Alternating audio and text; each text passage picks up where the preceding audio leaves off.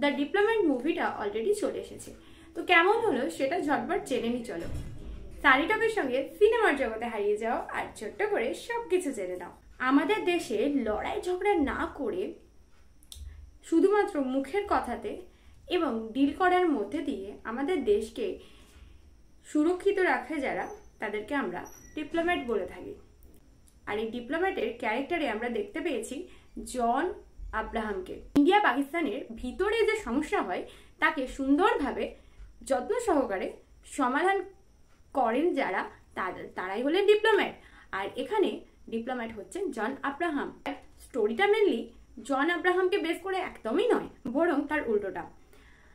একটি মেয়ে নিজেকে ইন্ডিয়ান বলে দাবি করে হঠাৎ সেই এম্বাসিতে ঢুকে পড়ে যেখানে ডিপ্লোম্যাট রয়েছেন জন আব্রাহাম। এরপর থেকে যা কিছু ঘটে, যা কিছু ঘটনা হয়, সেগুলোই হচ্ছে আসল আসল পয়েন্ট, আর সেগুলোকে নিয়েই হচ্ছে মুভিটা। তাই কোনো রকম স্পয়লার হতে চায় না বস। মুভিটা কিন্তু কোনো সিম্পল স্টোরি লাইন একেবারে না, বরং এটা একটা রিয়েল লাইফ স্টোরি, মানে সত্য ঘটনা অবলম্বনে এই স্টোরিটা তৈরি হয়েছে। রিয়েল লাইফ স্টোরি বলাটা একটু ভুল হবে, এটা হচ্ছে সেই ইন্ডিয়ান বলা মেয়েটির বায়োপিক, যার সাথে যা কিছু ঘটেছে সেই সব কিছুকে এখানে সুন্দরভাবে প্রেজেন্ট করা হয়েছে, এবং সেটাও আবার রিয়েলিস্টিক ভাবে। প্রেজেন্টেশন তো রয়েছে, তার সাথে রয়েছে অ্যাক্টরদের অ্যাক্টিং, সব মিলে মারাত্মক প্যাকেজ বানিয়েছে। দেখো আর জানো। এটাকে মুভি হিসেবে যদি দেখো, সেটা থেকেও বলবো এটাকে একবার হলেও দেখা উচিত সবার। এখানে যুদ্ধ আছে, বাট উইদাউট অস্ত্র, মানে অস্ত্রবিহীন যুদ্ধ, এবং অস্ত্র ছাড়াও কিন্তু যুদ্ধে জয়ী হয়। এই হারা জেতার খেলার মধ্যে আর কি কি ঘটলো সবকিছু আমরা জানতে পারবো এই দ্য ডিপ্লোম্যাট মুভিটি দেখলে।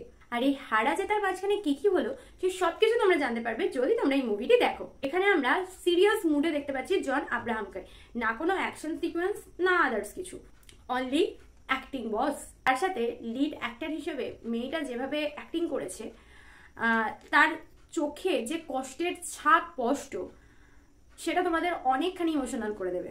মুভিটা দেখার পর হয়তো এটা ফিল করবে তোমরা, হয়তো কেন বলছি, এটা করতে বাধ্য, যে মেয়েটার সাথে যদি সত্যি এরকম কিছু হয়ে থাকে তাহলে সত্যি কতখানি কষ্ট পেয়েছে একটা মেয়ে।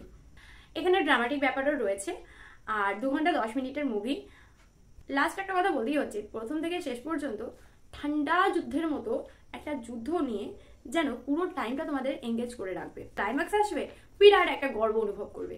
সো যাও আর এনজয় করো। সানি টপের সঙ্গে সিনেমার বকবক হয়েছে শেষ, আবার আসছি নতুন মুভি নিয়ে। তোমরা সবসময় থাকো ফ্রেশ। টাটা। আর আমার চ্যানেলে নতুন হয়ে থাকলে কি করতে হবে জানা আছে, সেটা চটপট করে দাও না।